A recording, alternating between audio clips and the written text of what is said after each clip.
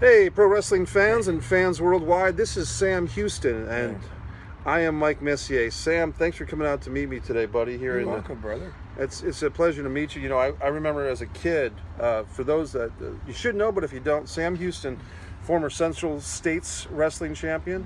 He was the Mid-Atlantic champion, had a great match against Crusher Khrushchev at Starrcade 85. He pinned superstar Billy Graham at the first Great American Bash in a six-man tag. Eventually, you went over to WWF, and you had a feud with Danny Davis that a lot of people remember.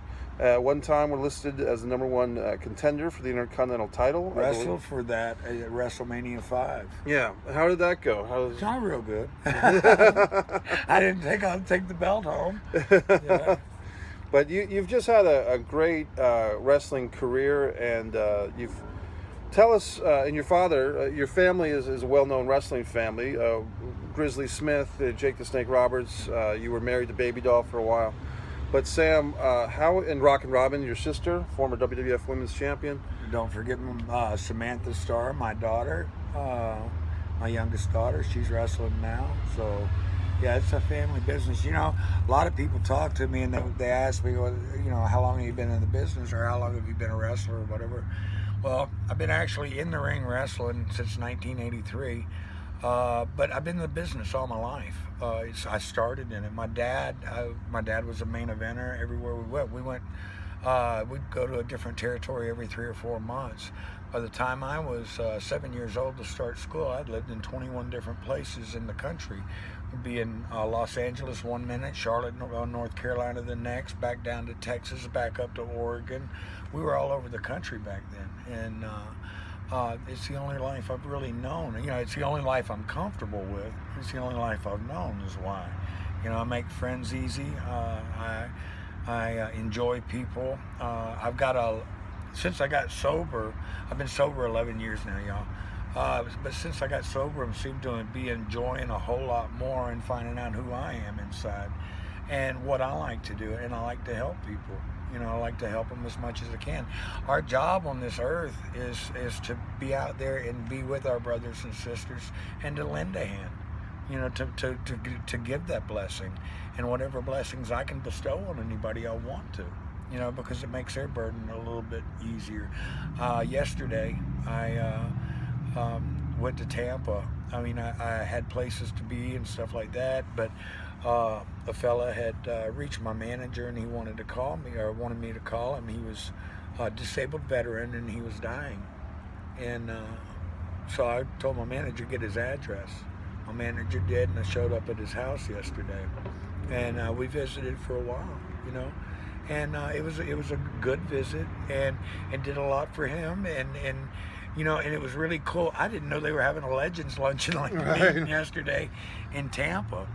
But they did. I went to the Legends luncheon. I saw Haku, Joe Gomez, a lot of the great guys that I'd grown up with. Steve Kern. Steve Kern was telling one story about Haku, and he goes, "Wait, I got a better Sam Houston story I'm going to tell you." You know, so it was really nice. They made me champion for the day. They gave me the walking tall Buford Pusser stick. Nice. And the whole 9 yards. And what was really good about the whole thing was, and I didn't know, and thank you, Lord, because he's the one that put me there. Barbara Goodish is a very good friend of mine. I met her at the CACs a few years ago. That's Frank Goodish's wife, Bruiser Brody, just to let y'all know. She's a very dear person. Well, when I first got out of prison, I made it to the CACs. A lot of people, they took me in. You know, and me feeling as a convicted convict and everything else. And my only crime, my crime wasn't against anybody other than myself. I was an alcoholic and it was a DUI. But I did my prison time, and I've come out the other side, and I've come out the other side a better person. But Barbara was there, and she said, "Why are you here?" I said, "My dad started Frank out. My dad was the one that put Frank and Stan together and tagged them up." And everything, and I told her, I said I couldn't miss this for the world because she's such a special person to me. And I was so glad to be there. It was a blessing that I didn't know, you know. So it was just an awesome experience. And then I got to go to Orlando and see some friends of mine from the church. I went through a ministry class there, and I've been approved for a ministry with Assemblies of God churches. Congratulations. I've done a whole lot of studying in my time. You know, when I was in prison, that was a long time, y'all. And you got two choices when you're in a place like that. You can either just lay out and wait your time out, or you can do something to better yourself. Well, I used every minute, every day to better myself. I got really deep into the Word, into studying the Word. I earned 3 college credits through the American Bible Academy. Nice. I did a whole lot of study. I've done a lot. And because the most important thing is in life, and I believe this with all my heart, the most important thing we can do as a people is to be there for our brothers and sisters. And the greatest thing I can do for anybody out there is to tell you that our Creator, Yahweh, people call it, He's the great I am, you know. But He's offered us everlasting life, and the best way I can do anything for anybody is to make sure you're saved. And if you want to get saved, talk to me. I'll explain to you about how to do it, you know. And it's the best thing I could do for anybody, is give them lead them the way to the everlasting life, lead them to their Creator. You know, you need to have a one-on-one relationship. So that's how I feel. I like what you said, that when you're serving time, it's like either you can serve the time, but also have the time serve you, instead of just, you know, wasting it or waiting for that to get out. Oh, you're doing productive stuff. I could not stand being in a cage, and oh gosh, it killed me. I'd volunteer to go work. I worked in one place. I volunteered to go out and work in the fields every day in the garden they had.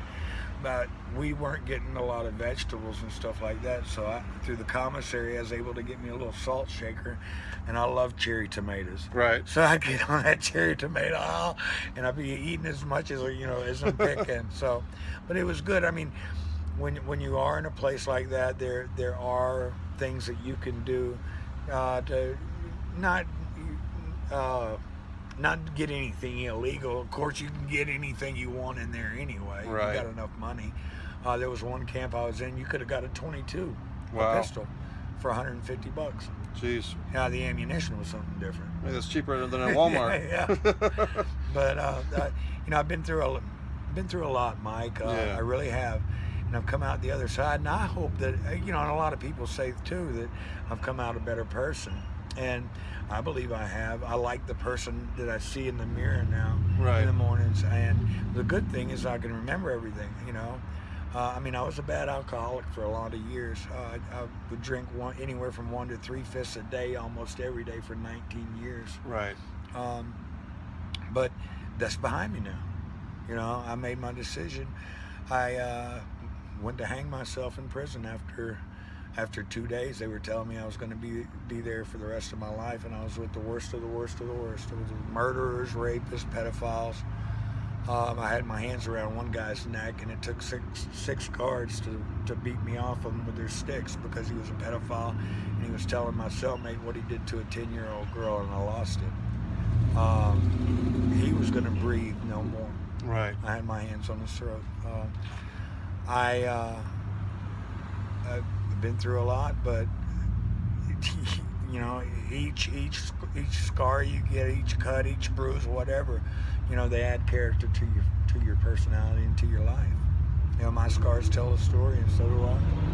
Well, and that's for those that are watching this interview that may be able to help us. Sam and I are kind of getting together, and if you don't mind me saying, sitting there with a computer to write some of your stories, or many of them, as many as we can, and starting with a pilot script. You know, basically our feeling was that TV pilot script would be a great starting point for a collaboration. So if there's anyone out there in the entertainment industry that is watching this, that's intrigued by Sam's stories, what we're going to do is we're going to write like